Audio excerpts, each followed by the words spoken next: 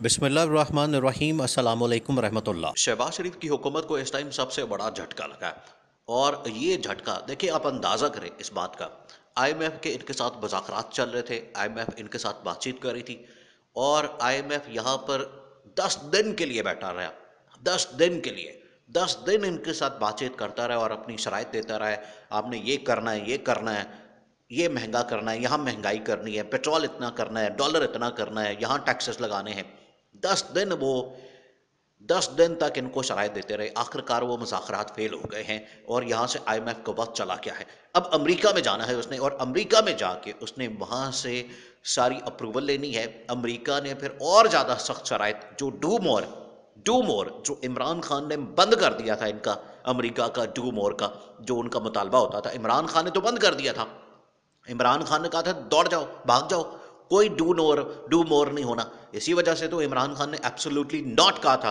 उनको बड़ा उसको उसको बड़ा उन्होंने ऑफेंड हुए थे इस बात के ऊपर, और बड़ा उनको गुस्सा आया था कि हमें पाकिस्तान का एक लीडर इमरान खान ये बात करे।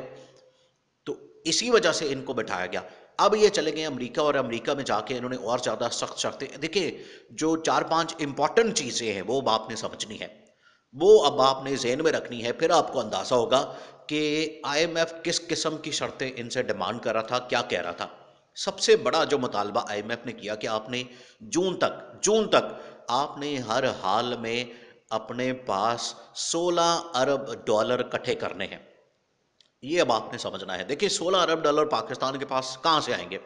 इस टाइम पाकिस्तान के पास जो टोटल रिजर्व है वो है 3 अरब डॉलर। 3 अरब डॉलर, और अगले 3 से 4 महीने के अंदर आपने 13 अरब डॉलर मजीद करने हैं। आईएमएफ आपको कितना पैसा दे देगा? 1 अरब डॉलर दे देगा। बाकी आपके पास कहाँ से आएंगे? इस टाइम पाकिस्तान को कोई पैसा देने को तैयार नहीं, ना सऊदी अरब, ना यूएई, ना चाइना, ना तुर्की। तुर्की के तो अब अपने मसले शुरू हो गए, तुर्की तो अब भूल जाए। ना कोई और मुल्क, इस टाइम कोई मुल्क आपको पैसा देने को तैयार नहीं। अब आप जून तक किस तरह से करेंगे 16 अरब डॉलर? अब आपके लिए सबसे बड़ा मसला ये बन गया है, सबसे बड़ी मुश्किल ये बन गई, सबसे बड़ा प्रॉब्लम ये बन गया है। अब आपने इसको पूरा करना है, वो कैसे करेंगे? अब आपने इस बात को समझना है। एक तो ये मामला हो गया जो कि 16 अरब डॉलर करना है। दूसरा, आईएमएफ ने इनको जो सबसे बड़ी शर्तें रखी हैं कि आपने अपने जो 18 ग्रेड के ऊपर से जितने ऑफिसर्स हैं, वो चाहे जजेस हों, जर्नल हों, या कोई भी हो, आपने उनके असासे जो बाहर पड़े हुए हैं, बैंक अकाउंट्स, उनकी डिटेल्स, उनकी प्रॉपर्टीज़, उनकी जायदादें, वो सारी की सारी हमें शो करनी है। अब इसके ऊपर रौला पड़ गया यहाँ पर पाकिस्तान में, ये कैसे करेंगे? हर बंदे की तो यहाँ पर बाहर जायदाद पड़ी हुई है, उनको एक्सपोज करना, उनको बताना, ये मसला बन गया। शहबाज शरीफ तो इसके ऊपर काम ही नहीं कर सकता। ना जजेस ने शो करना, ना जर्नैलों ने शो करना, ना किसी और ब्यूरोक्रेट वगैरह ने, ना इन्होंने खुद अपने, आज तक अपने तो असासे इन्होंने शो नहीं किए। अपनी तो जायदादें, बैंक अकाउंट्स और डिटेल शो नहीं की।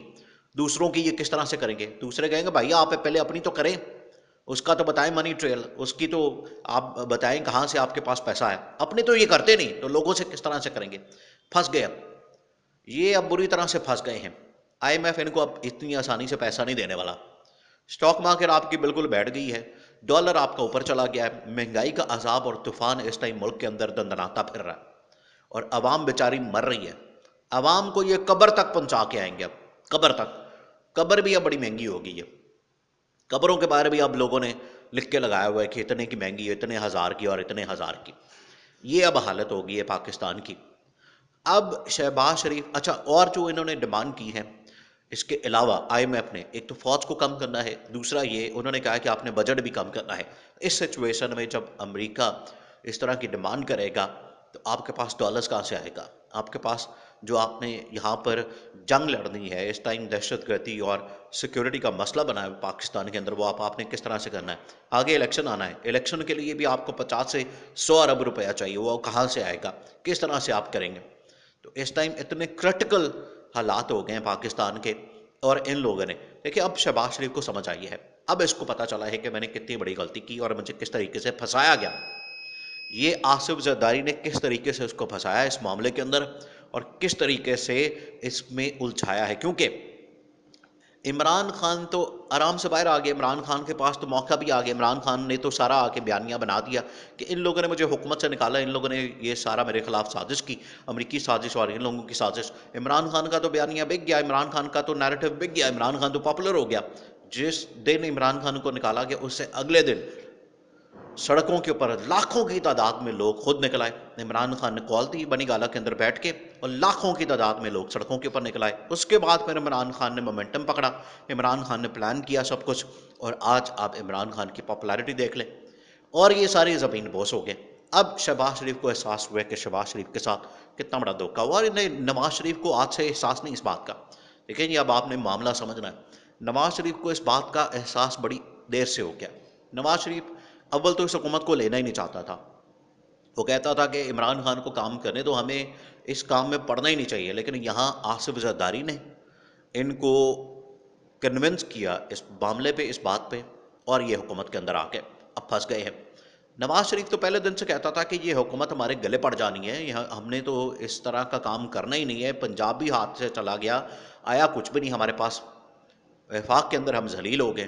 اسی وجہ سے نواز شریف نے کہا ہے کہ یہ جو اس نے شہباز شریف نے اپنے آپ کو وزیر اعظم بنانے کے لیے اس کو شوق چڑھا ہوا تھا، شوق اس نے پورا کر لیا ہے، اب اس کو قربانی کا بکرا بنانا ہے۔ اسی وجہ سے نواز شریف نے مریم نواز کو لانچ کیا، اور مریم نواز کو کوئی پوزیشن، کوئی عہدہ، کوئی حکومت کے اندر وزیر مشیر نہیں بنایا۔ اس کو پتہ ہے کہ اس حکومت کے اندر جو گالیاں پڑی ہیں اس حکومت کو، اگر میرے مریم نواز کو بنا دیا تو اس کو بھی گالیاں پڑنی ہیں، حالانکہ ابھی اس کی پاپولیرٹی بھی نہیں آ رہی، جلسے جلوس مریم نواز کر رہی ہے، لیکن اس میں سے اس کا آؤٹ کم، اس کا رزلٹ کچھ بھی نہیں نکل رہا۔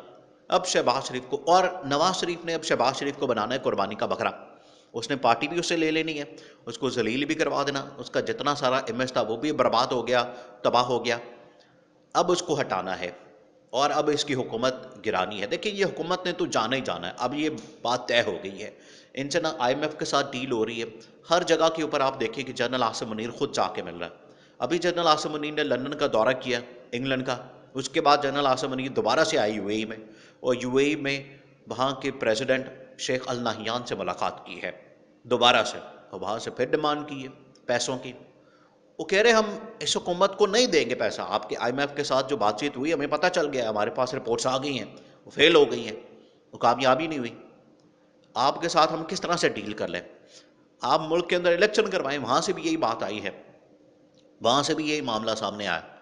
تو آخرکار ان کو اب شہباز شریف کو سمجھ آئی ہے کہ عمران خان جو میرے استعفے کی بات کرتا ہے وہ ویلڈ ہے۔